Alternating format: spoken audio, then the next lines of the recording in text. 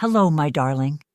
Let me tell you something that cracked my heart right down the center, and I didn't even see it coming until it was too late. It was a Sunday, cold outside, that brittle kind of winter cold that tightens your skin and makes your bones feel older than they are. I'd brought my famous beet salad with horseradish, the one my late husband used to swear could revive the dead. The bowl was heavy in my hands, still warm from my lap, where I'd kept it during the drive. My scarf smelled like cinnamon from the bakery I'd stopped at on the way, because I'd picked up a fresh babka too. Just trying to make the table a little sweeter, you know. The house looked lovely, lights glowing golden through the curtains, laughter filtering out every time someone opened the door. My heart swelled. This was my son David's home, the one he and Lena bought after the twins were born. I hadn't been over in a while, not since my fall, but I'd been counting the days till this dinner. He said it was special. He said everyone would be there. I rang the bell. David opened the door, looking rushed, cheeks flushed from the kitchen heat. "Oh," he said, and his eyes dropped to the bowl in my hands. "Hi, Ma." "Hi, sweetheart," I said, leaning in for a kiss. "I brought the salad. You remember how much Lila likes it?" He didn't move. His hand stayed on the doorknob. Then he said it. "Sorry, Ma. But this is for family members only." I blinked. I actually blinked like an idiot, thinking maybe he was joking. "David, what do you mean?" He scratched the back of his neck, glanced behind him like he was hoping someone would save him. "It's just Lena's side tonight. Her parents, her brother, her sister's family. We're keeping it small." I stood there in my good coat, my hands trembling just enough to make the lid on the salad shift. My ears burned. "But I'm your mother," I said, and even as I said it, I felt the shame of it, the desperation of needing to remind him. He flinched. "I know, Ma, it's just Lena wanted it this way. Her family's flying back to Seattle tomorrow, and we promised them a private night. You understand, right?" I didn't answer. I couldn't. Because how do you explain that standing on your own son's doorstep with your salad and your hope and hearing him say you're not family is something that makes your knees go soft? Instead, I nodded, like a fool. I nodded and smiled and handed him the salad anyway. "Give this to Lila," I said. "Tell her I love her." Then I turned around, walked back to my car, and drove off into the dark, gripping the steering wheel so tight my fingers ached. I didn't cry right away. That's the strangest part. You'd think a woman would cry after something like that, wouldn't you?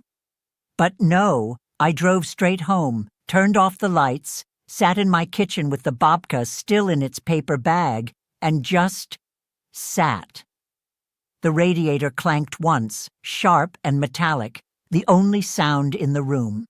I kept picturing his face, that little flinch when I said I was his mother, like he didn't want to be reminded, like I was some guest who'd overstayed her welcome. It wasn't just about dinner. That's what I kept trying to explain to myself, even as my throat burned and my hands stayed clenched in my lap. It was the way he looked at me, like he owed me an apology but resented that fact, like I was a weight on his shoulders and not the woman who carried him on mine for 9 months and then 30 years more. You don't give up on your children. That's what every good mother tells herself. But what do you do when your children give up on you, quietly, without a word? Just an empty seat at the table and a closed door. I tried to tell myself maybe Lena pushed him. She'd never liked the way I folded the laundry when I helped, or how I told stories at the dinner table.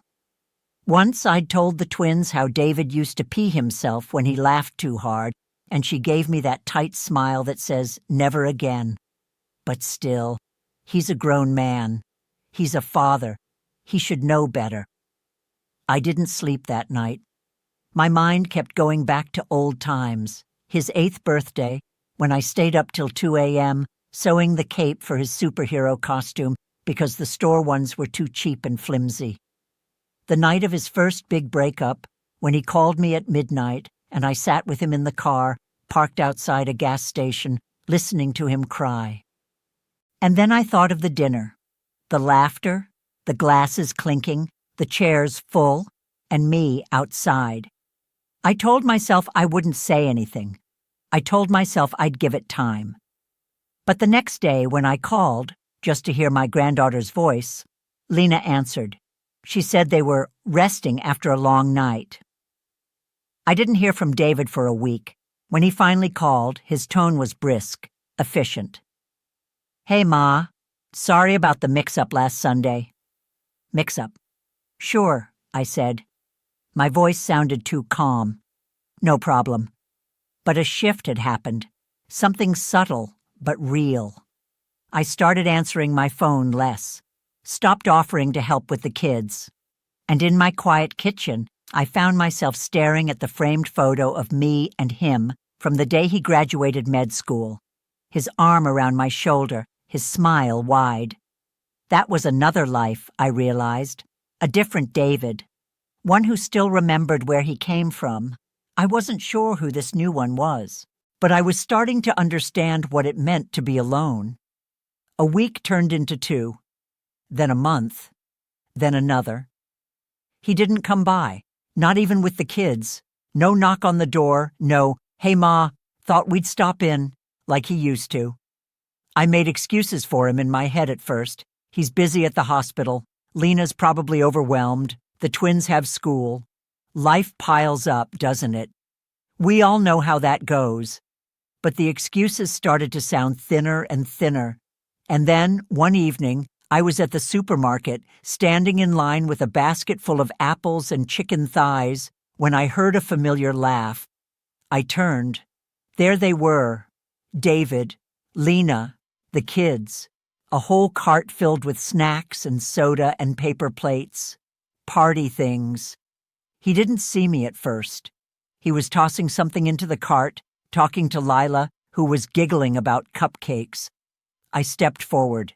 I didn't mean to confront him, not really. Just wanted to say hello. But before I could call out, he looked up, and in that split second, his face changed, like a door closing behind his eyes. "Ma," he said. His voice was polite, flat. Lena offered a tight smile and busied herself with the cart. "Are you throwing a party?" I asked, trying to keep my voice light. "The twins' birthday," he said, glancing at the cashier like he was in a hurry. "Oh?" I blinked. "But their birthday's not for 2 weeks." He nodded. "Lena's parents are in town again, so we're doing something early, just family." There it was again. That phrase, just family. Something in me went still. I looked at my granddaughter, who was fiddling with a plastic tiara in the cart. "Hi, Lila," I said gently. She looked up and smiled. "Grandma Maria, are you coming to my party?" David tensed. Lena cut in quickly. "Let's get going, sweetie. We don't want the ice cream to melt." No one answered Lila's question. I didn't push. Didn't ask why I wasn't invited, or what I'd done, or why this line between us had been drawn so quietly, so cruelly. Instead, I smiled like my heart wasn't cracking in half. "I hope it's a beautiful party," I said. Then I walked away before they could see the tears rising. Outside, I sat in the car with the groceries at my feet, hands clenched around the steering wheel. That's when it hit me. This wasn't some misunderstanding. This was deliberate. I wasn't wanted, not at dinners, not at birthdays, not even in the grocery store. And that kind of silence, the one your own child wraps you in, that silence is louder than a scream. A few days later, I did something I never imagined I'd do. I started packing. Not for a trip, not for some grand gesture, just a quiet withdrawal. I boxed up the toys I'd kept at my house for the twins, the stacking blocks, the fairy puzzle with one piece always missing, folded the tiny sweaters I'd knitted last winter. They still smelled like bubble gum and the faint lavender shampoo Lila used. I tucked them away in the cedar chest, closed the lid. I didn't cry. Not this time. Instead, I made tea. Real tea, loose leaves, none of that bagged stuff. I sat at the table where David once did his homework, where I'd stitched birthday banners and dyed Easter eggs, and I started writing. Not a letter.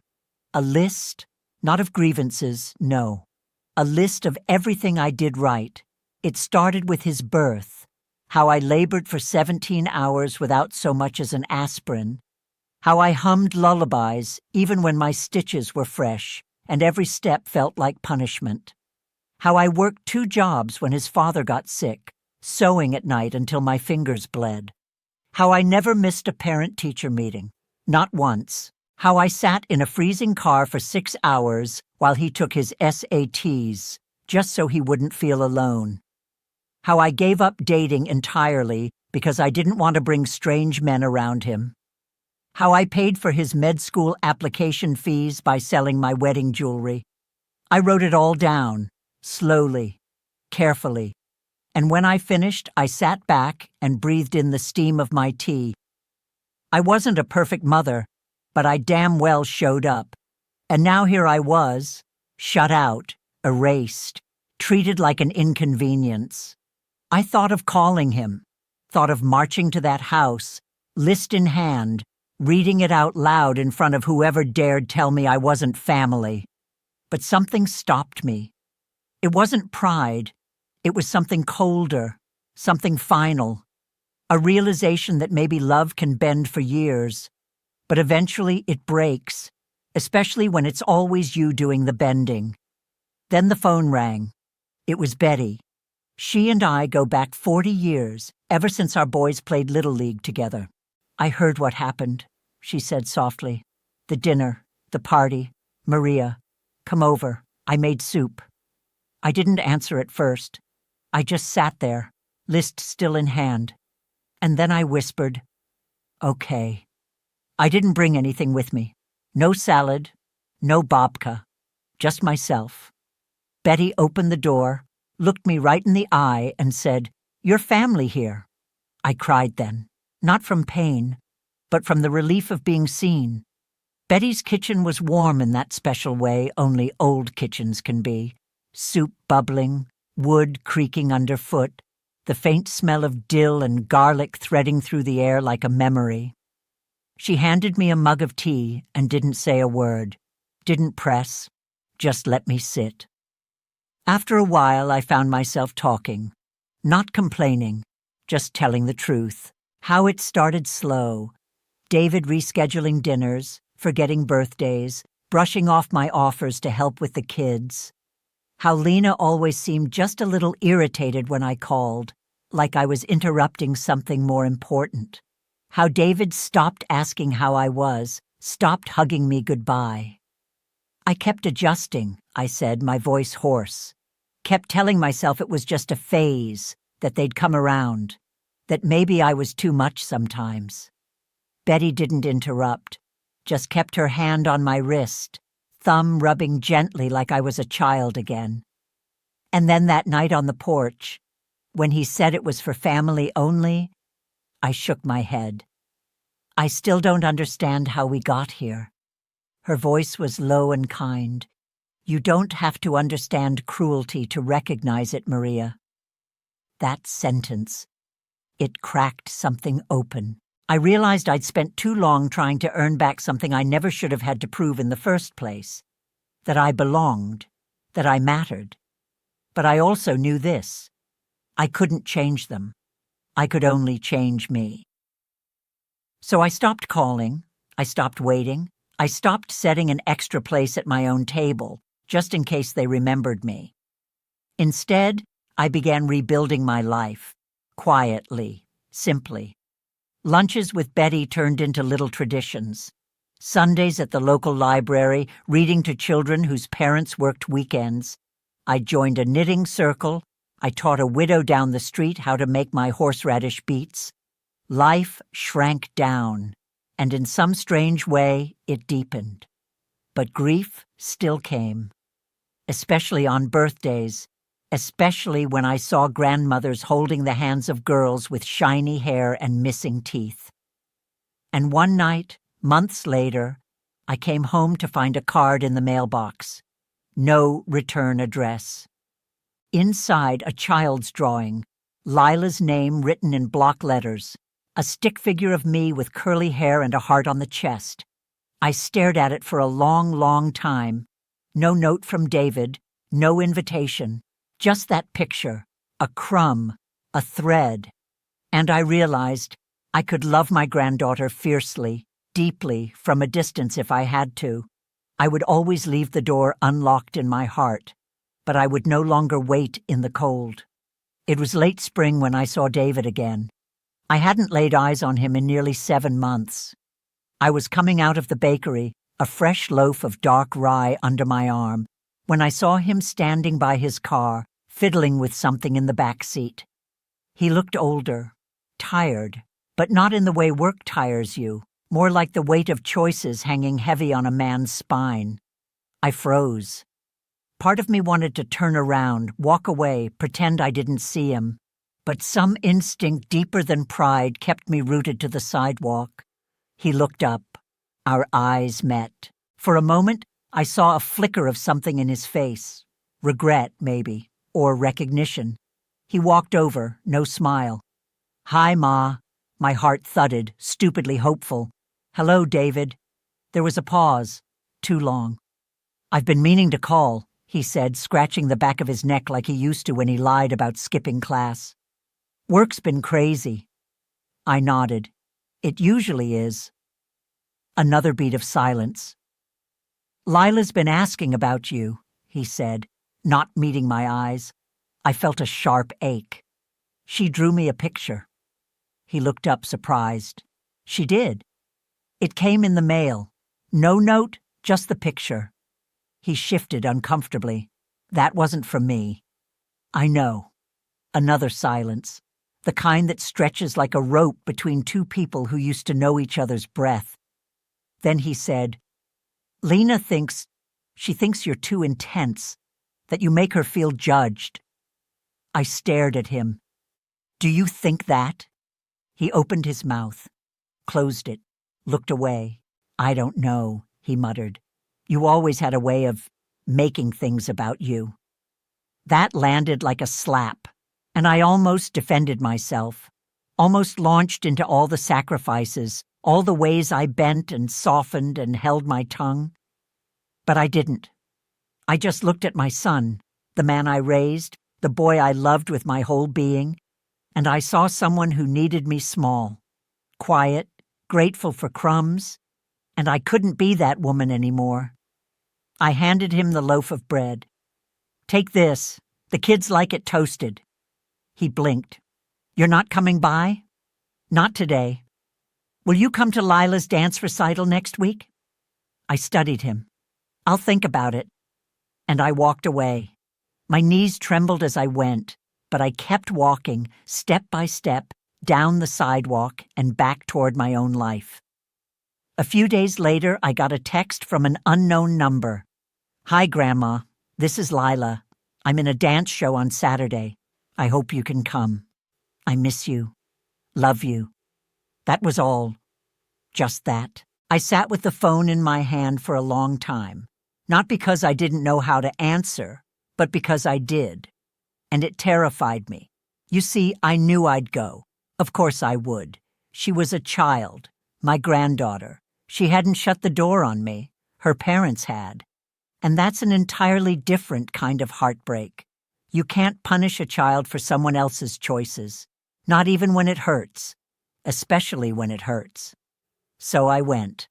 I ironed my nicest blouse, the blue one with the tiny pearls on the collar. I even dabbed a little perfume behind my ears, like I used to when I took David to church on Sundays and wanted him to remember that mothers could be both strong and soft. The recital was in the elementary school auditorium. I arrived 10 minutes early, found a spot toward the back, near the aisle, and there she was, on stage, tiny, focused, full of joy, Lila. Her ponytail bounced as she spun. Her little feet moved with such determination, and her face, oh darling, her face glowed. She was looking, searching, scanning the crowd until she saw me, and when our eyes met, her whole body lit up. She waved. On stage, in the middle of her routine, she waved to me. I waved back, smiling so hard my cheeks hurt.